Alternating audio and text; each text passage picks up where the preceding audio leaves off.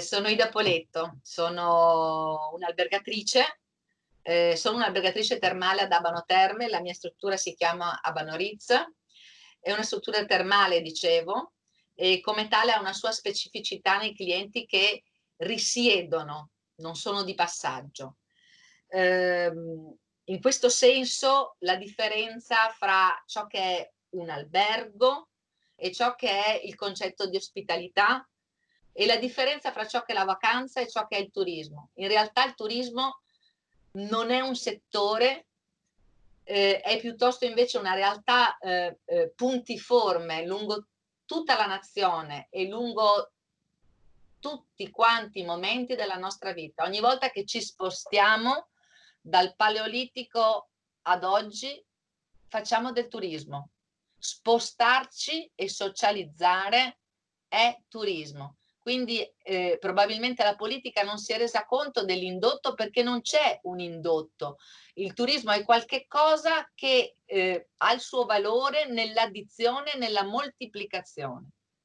Detto questo, la vacanza invece è il tempo che ci vogliamo prendere per noi ed è un concetto molto importante perché il tempo è qualcosa di impalpabile, di prezioso e di differente, ognuno ha il proprio concetto di vacanza. Questo rende ancora più frammentaria la questione turistica, ma la rende estremamente preziosa per la nostra vita. Gli alberghi termali non sono stati mai chiusi in realtà per decreto, ma per decreto non li possiamo aprire.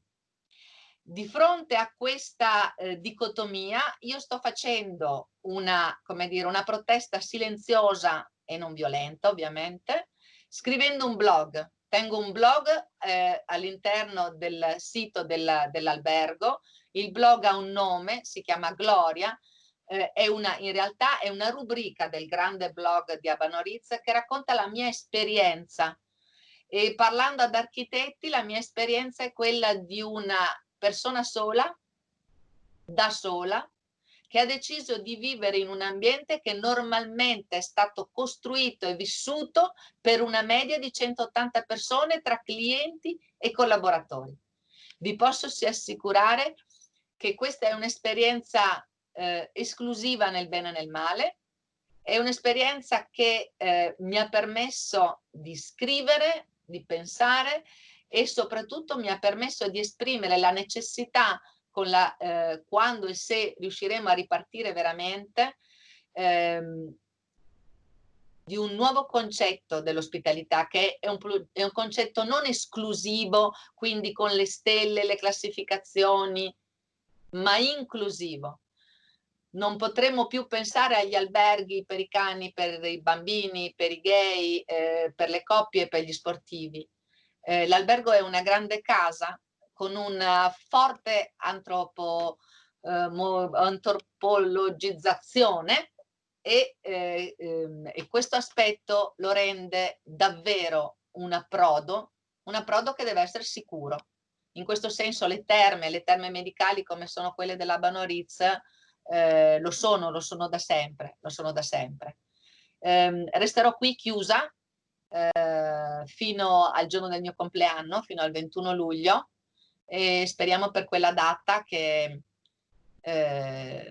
decidano di ricordarsi che esisto, che esistiamo e che non ci dimentichino né i clienti, né gli operatori, né la politica, né l'economia, né la scienza, niente di tutto questo, però c'è una scala valori e questa scala valori va ricordata, non si può mettere tutto sullo stesso piolo, altrimenti, come diceva Edoardo De Filippo, la scala dei valori è come la scala del pollaio, si scivola perché è sporca,